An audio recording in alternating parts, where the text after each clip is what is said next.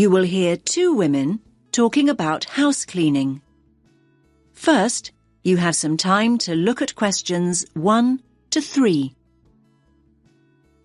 Listen carefully to the first part of the conversation and answer questions 1 to 3. Well, Jill, I'm glad you had a nice holiday. We'll have to try it ourselves sometime. Yes, Kate, you really should. I'll give you a contact number for the hotel we stayed in. Anyway, I must be... Oh, I know what I meant to ask you. Sorry, it was about a cleaner. Oh, yes? Yes, we've been talking about getting somebody to come in and help out. You had a cleaner not long ago, didn't you? I thought you said having a cleaner was a waste of money, that you'd never pay somebody to do what you can do perfectly well yourself. Well, yes, maybe. But things have changed. Things are really hectic for Greg at work all of a sudden. He's never home till after 8. I end up doing everything. The house looks like such a mess.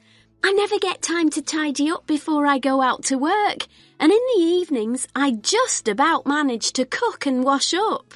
Well, you shouldn't be the one doing everything if you're working as well. That's not fair, is it? I think Greg's just shattered.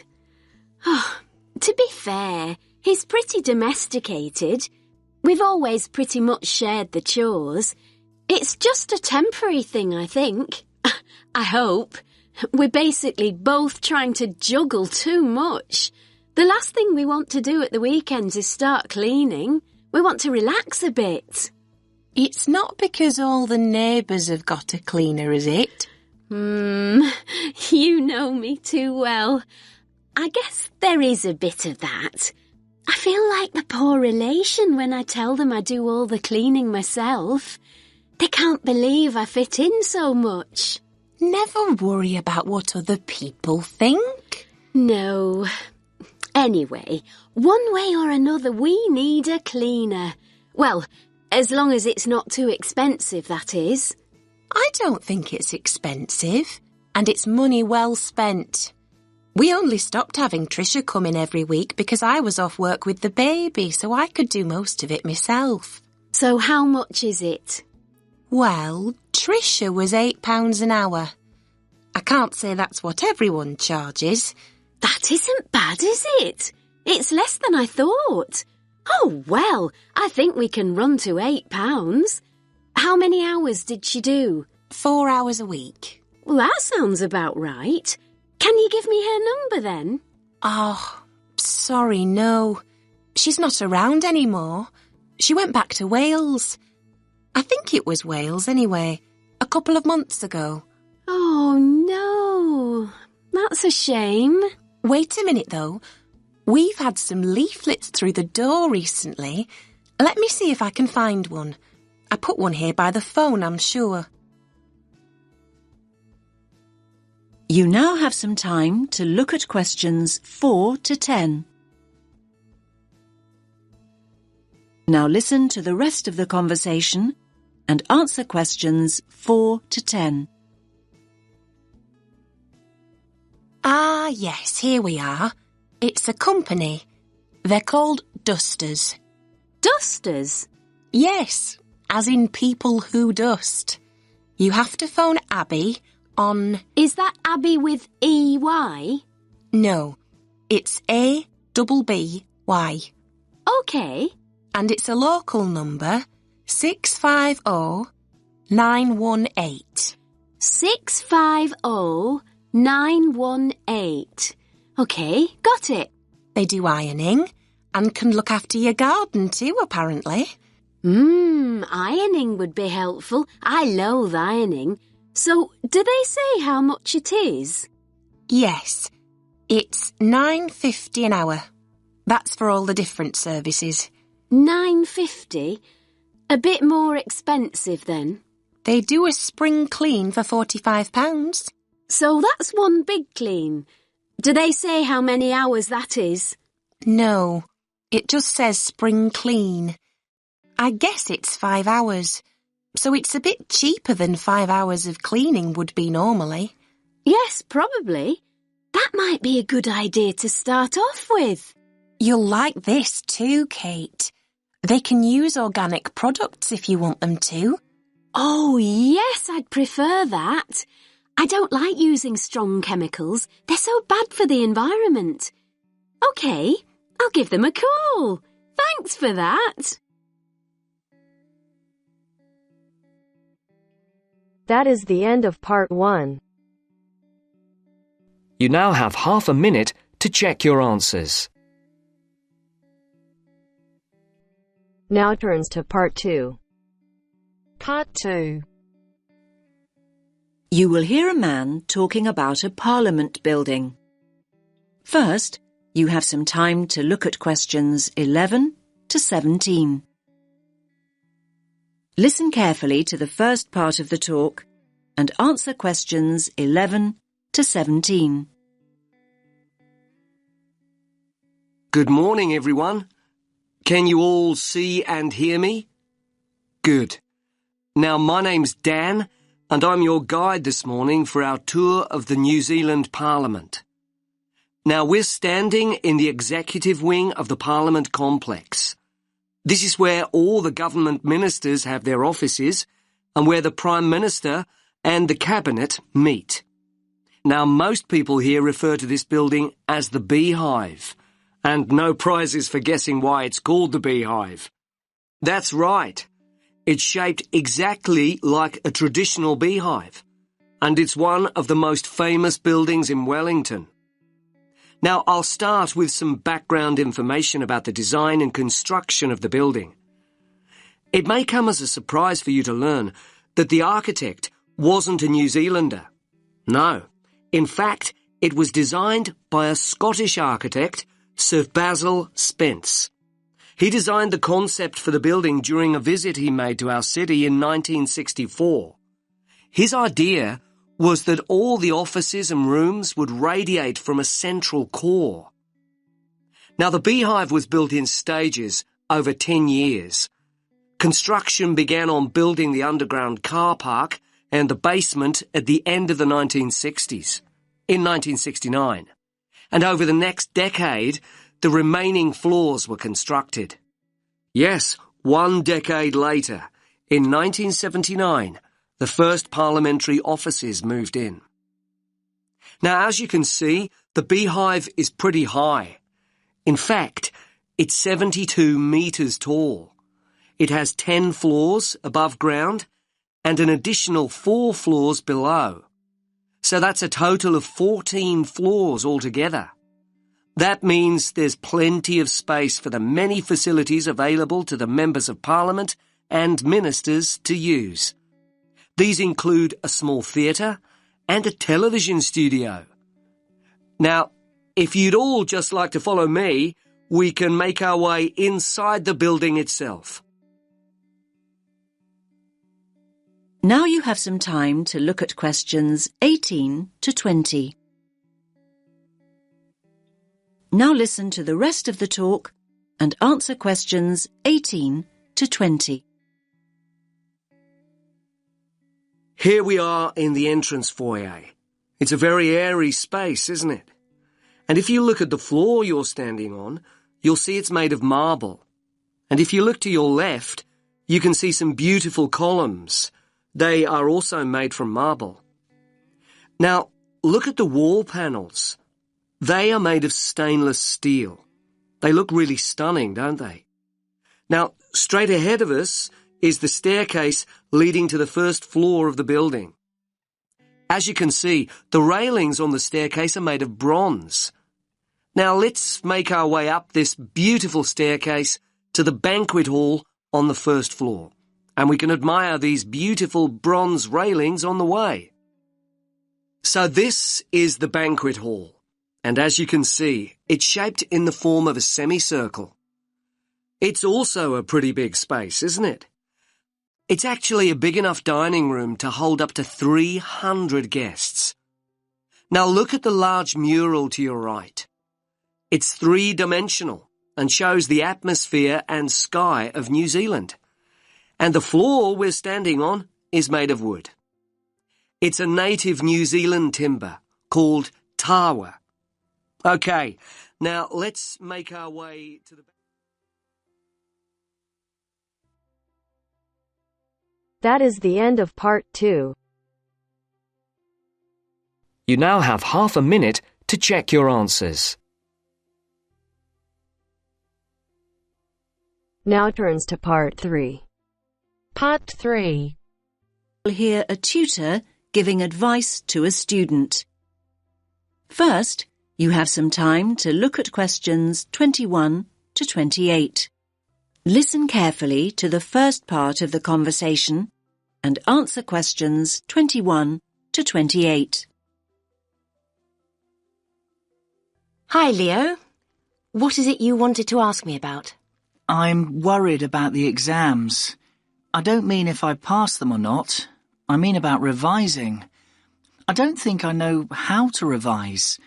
I mean, every time I start looking back over my work, I just switch off. I can't concentrate. I don't think you're the first student that ever said that, Leo. Mm. Are you revising at the right time? I mean, are you leaving it until too late at night when you've got no energy left?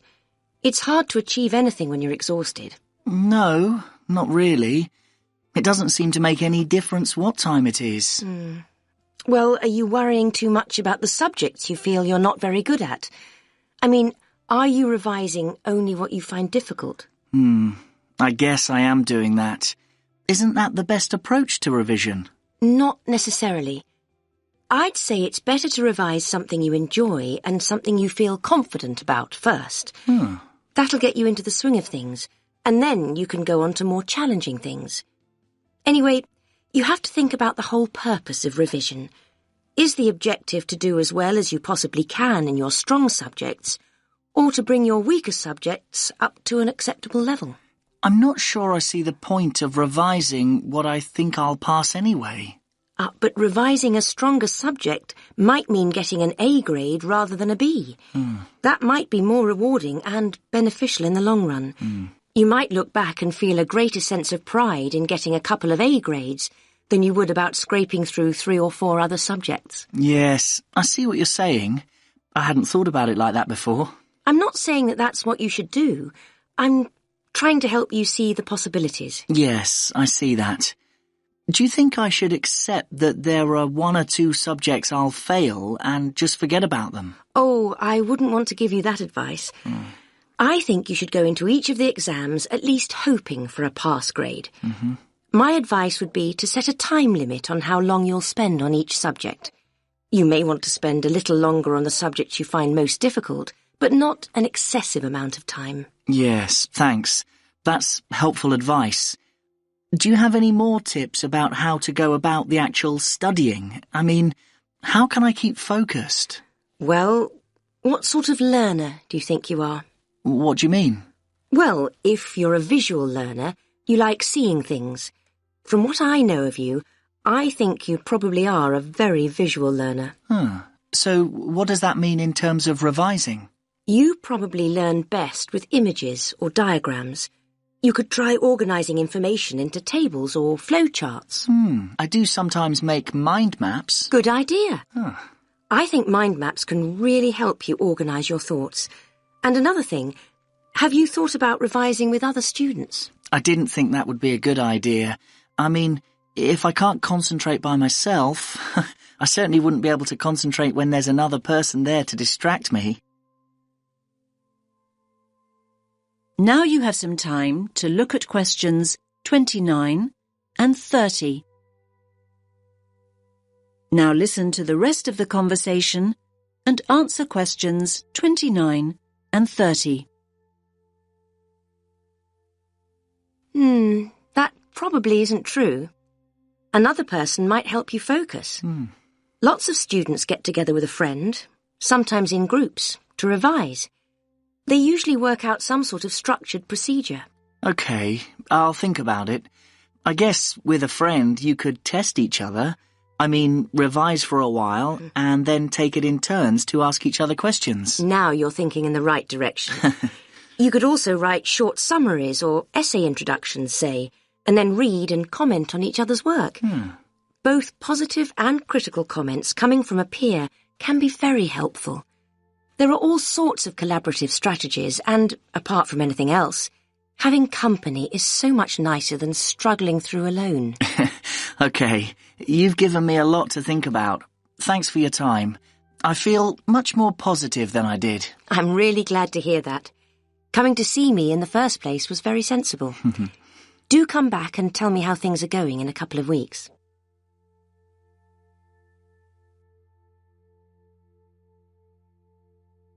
That is the end of part 3.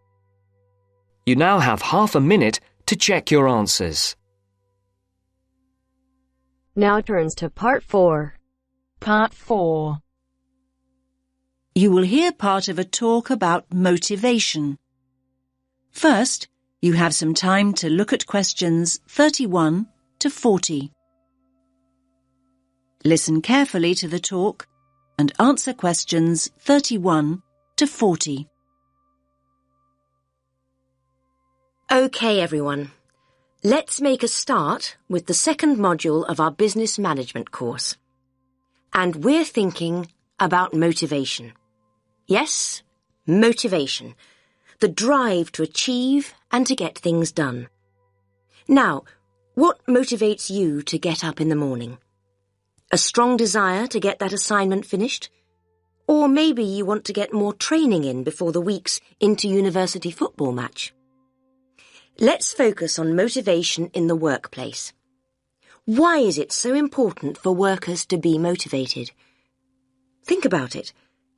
If you feel motivated, you're far more likely to feel loyal to your employer and take a real pride in getting the job done. So how can a company motivate its workers to work well? Well, let's have a look at this. It's called the motivational pyramid, and it was developed by a man called Abraham Maslow.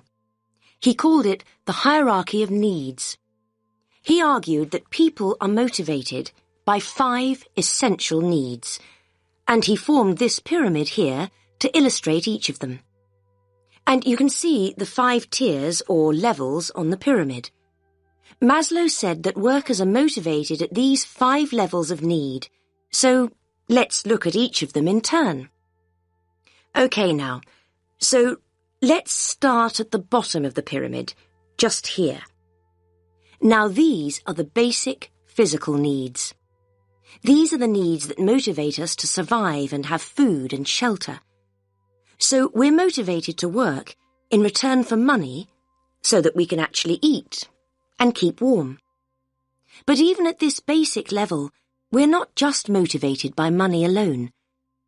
We're also motivated to work if we've got good facilities in the workplace. What kind of facilities are we talking? Well, these facilities could be a staff restaurant to have our lunch in, or a locker to put our personal belongings in. Now, after we've got these things, we're then motivated to move up to the second level of need on the pyramid. And here, on the second tier, we can see security needs. We're motivated to work hard when we feel safe and secure. Well, we're much more likely to work well if we've got a formal job contract. It makes us feel safe, doesn't it? And what about a pension when we're old and no longer able to work? And we're also much more likely to feel safe and secure if we know there is a sick pay scheme we can fall back on if we're ill and have to take time away from work. OK, so here we are at the third tier.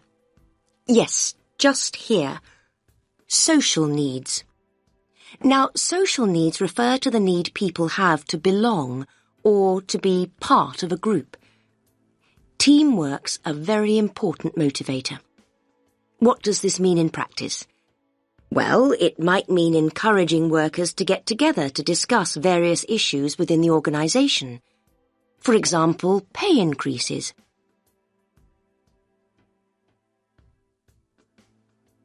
Then we move on to the next tier, the fourth one here, self-esteem.